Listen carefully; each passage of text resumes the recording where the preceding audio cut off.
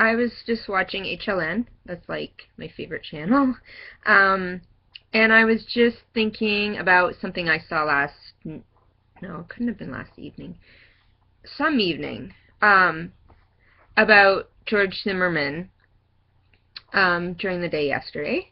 And they keep saying like, oh, like Taffy, his best friend, says he's got PTSD, and my image of PTSD for myself is, you hide under your bed, you're afraid because of all the flashbacks, you don't want to be like really drawn your attention to yourself or whatever. For myself, I know.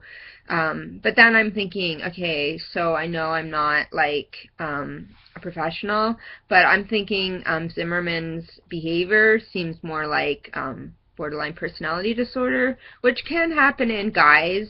I had that from the time I was 20 till I was like 31, so about 11 years, until I was treated the last 2.5 years and got undiagnosed. So I do have traits, understand, and vlogging is sort of attention seeking, except for I don't really advertise too much. I post once, but I don't know, it's just frustrating when I see things on TV and I'm like, I disagree with it, because then I want to kind of jump in there. And like it's so hard to like have a discussion because there's so many people tweeting in and that sort of thing, and I don't know, it's frustrating.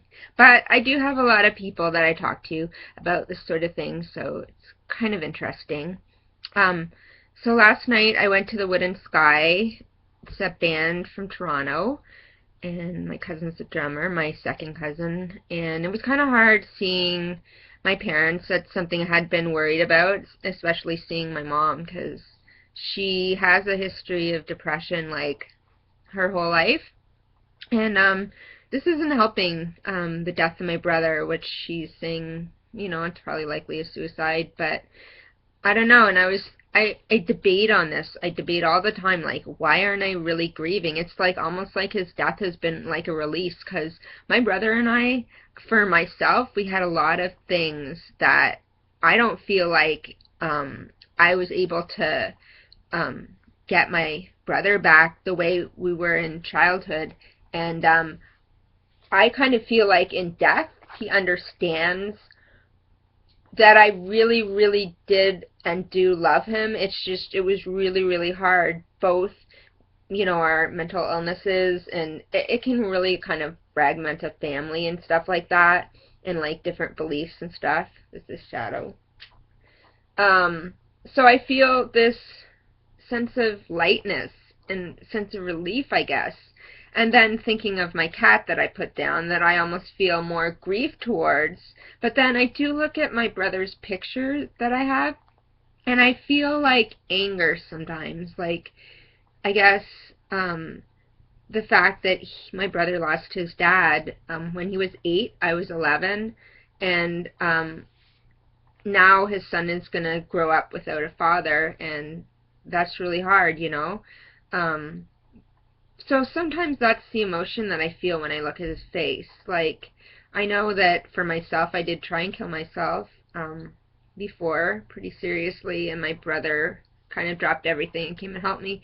So I know that you're not really thinking, because at that time when I tried to take my own life, I wasn't thinking, oh, I have a sick cat, my parents are on holidays, my cats are everything to me. You don't think, though, when you're in that headspace. So it's something that goes through my mind a lot, and my brother wasn't doing it for attention.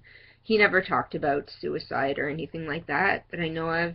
I know that he'd been fiddling with his drugs. I know he had done some drugs, but like I said before, I thought it was more like a sometimes recreational, not even, didn't really, I don't know, I wasn't that close to him, but I don't think when I saw him he seemed fine. So just things I'm thinking of.